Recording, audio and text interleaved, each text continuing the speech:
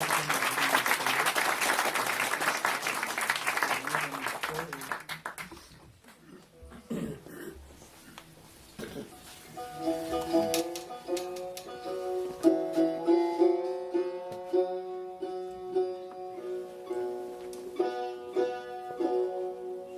bien, bonsoir. Merci pour votre intérêt pour la culture, les traditions, la poésie persane. Je vais enchaîner sur les propos de mon ami Jean-Claude Voisin et de madame.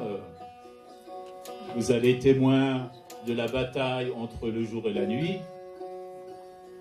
et ensuite de festivités, et de traditions très anciennes, de Dieu de la lumière, Mitra. Alors, la poésie persane, c'est l'art majeur en Iran.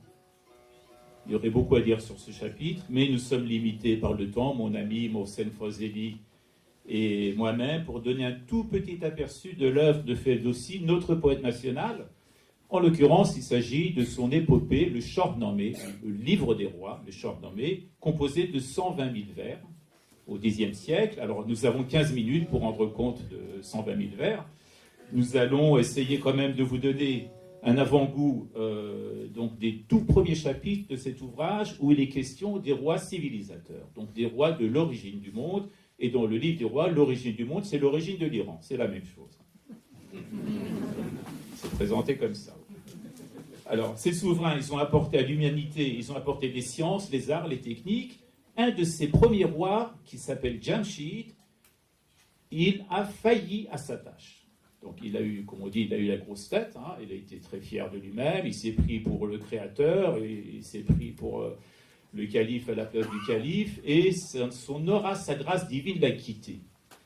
Et donc le peuple s'est retourné vers un tyran, un étranger, qui est venu de Mésopotamie, donc de l'Ouest, un tyran du nom de Zarok, qui est une créature mi-homme, mi-dragon, qui va mener l'Iran à la ruine et à la désolation.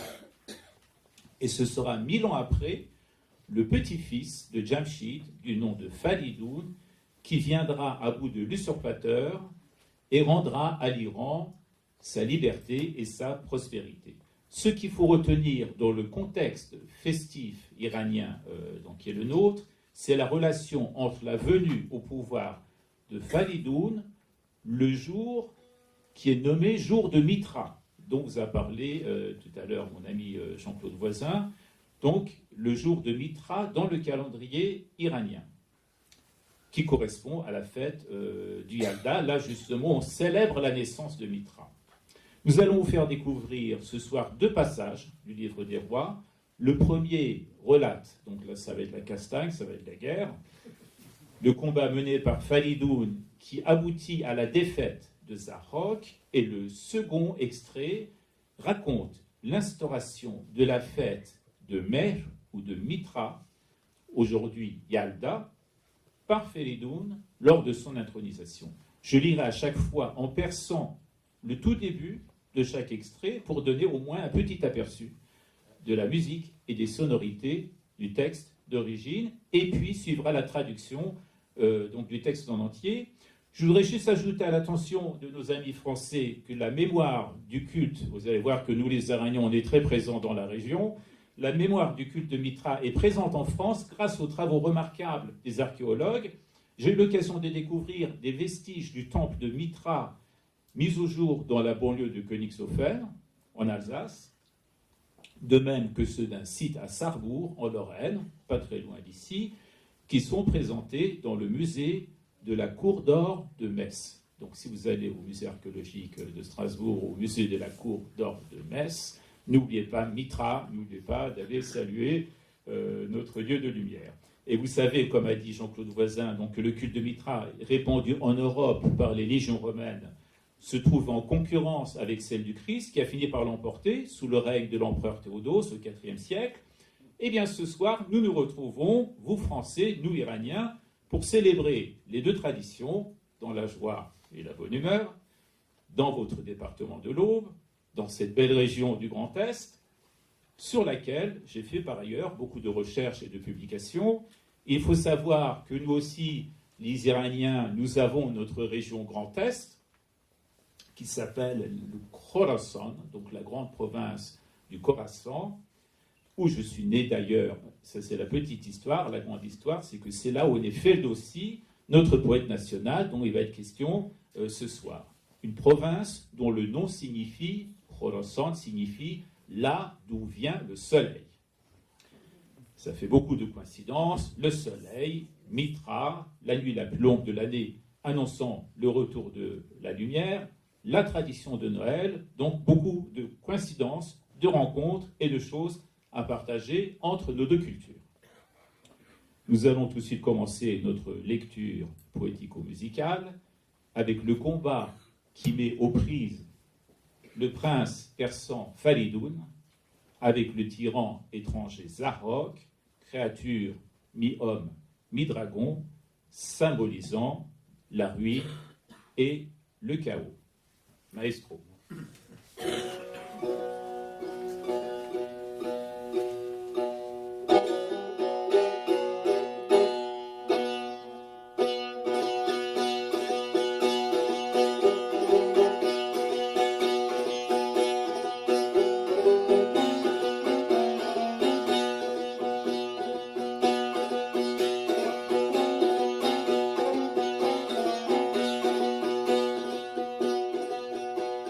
سپاه انجمن شد به درگاه او به ابر اندر آمد سر گاه او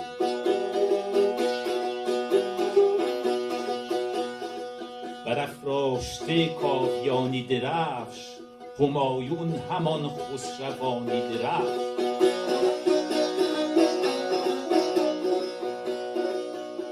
گران گرز برداشت از پیش زین تو گفتی همی برنورد از زمین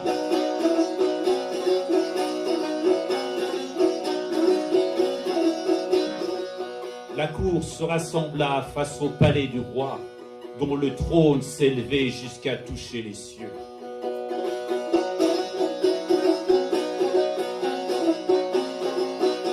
On vit se déployer l'étendard des Kavis, ce drapeau royal à la fortune heureuse.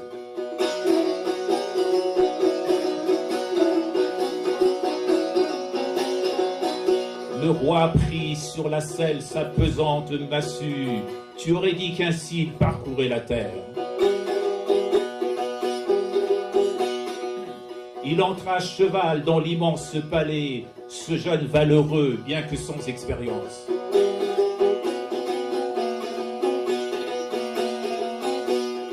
De sa lourde massue, il abattit les têtes du seigneur idolâtre. Il occupa le trône.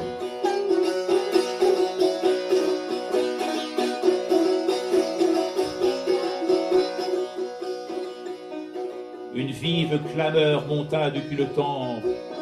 Si le roi sur le trône est un fauve féroce,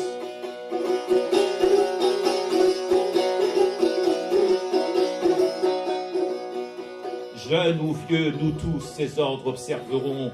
À ces mots jamais ne nous déroberons.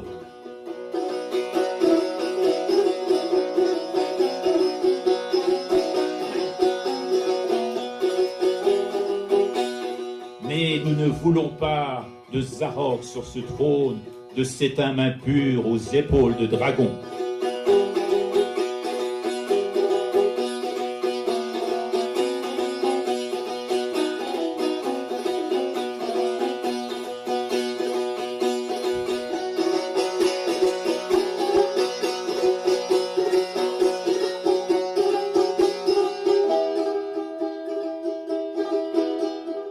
Rapide tel un coursier, il emporta Zarok. Au mont d'Amovind, il le fit enchaîner.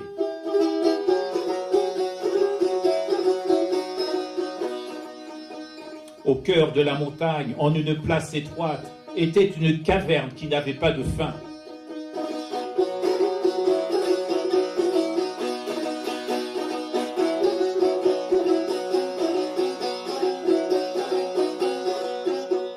En ce lieu, il fit porter de pesants clous, dont on perça son corps, épargnant son cerveau.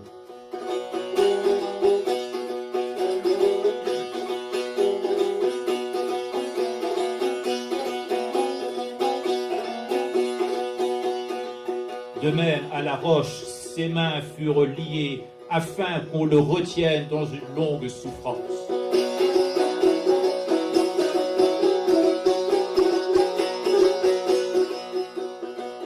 De la sorte, il était maintenu suspendu et le sang de son cœur sur terre se répandait.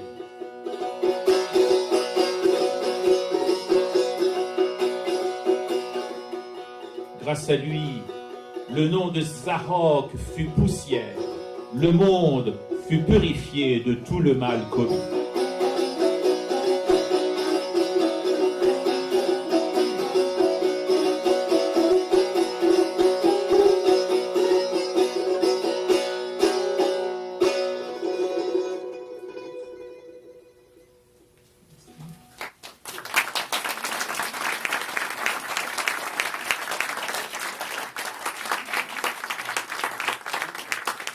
Ça, c'était la bataille, c'était la guerre. Vous avez vu, c'était sanglant, ça ne rigolait pas à l'époque. Après l'effort, le réconfort. Après la guerre, les festivités. Après la victoire sur Zahok, Falidoun institue pour la première fois une fête, celle de Mehr ou Mitra.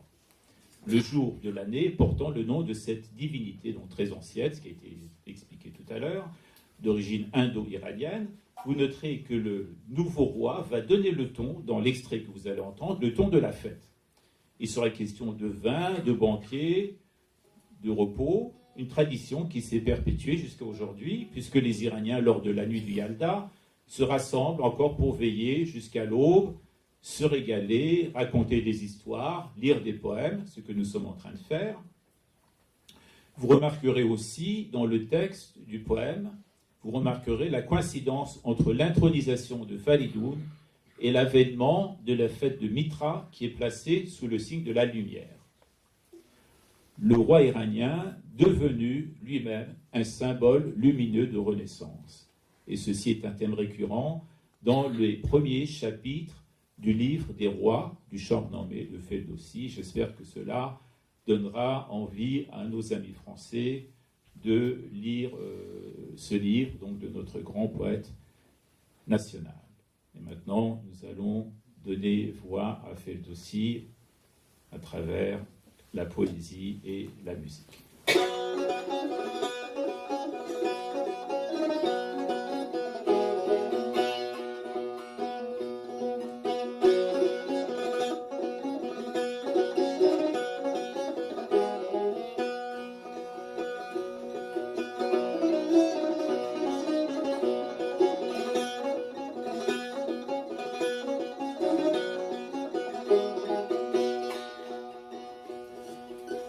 فریدون چو شد بر جهان کامگار ندانست جز خویشتن شهریار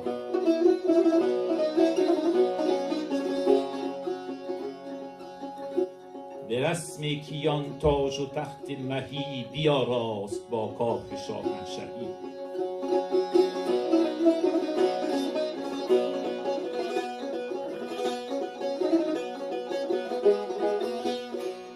به روز خجسته سر مهر ماه به سر برنهاد آن کیانی کلاه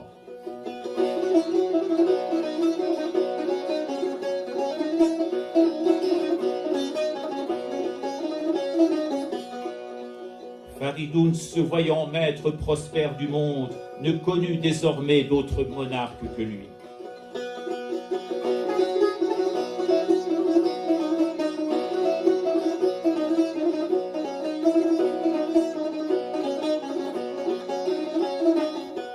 À la manière des rois, il prépara le trône, la couronne et le palais de souverain.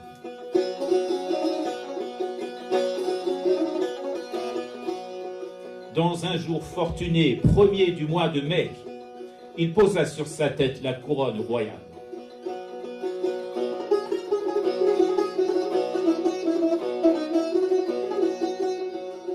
L'univers de tout mal ainsi fut délivré, le genre humain suivit la voie du Créateur.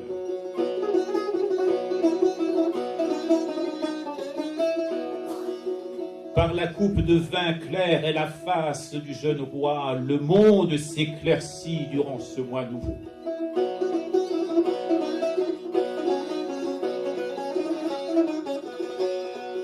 il ordonna que l'on élève des bûchers, qu'on jette dans le feu de l'ambre et du safran.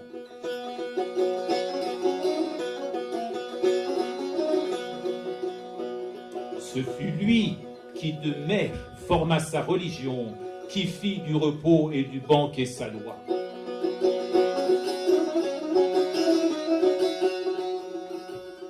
De lui, en souvenir, demeure le mois de mai, où les visages oublient la peine et la tristesse.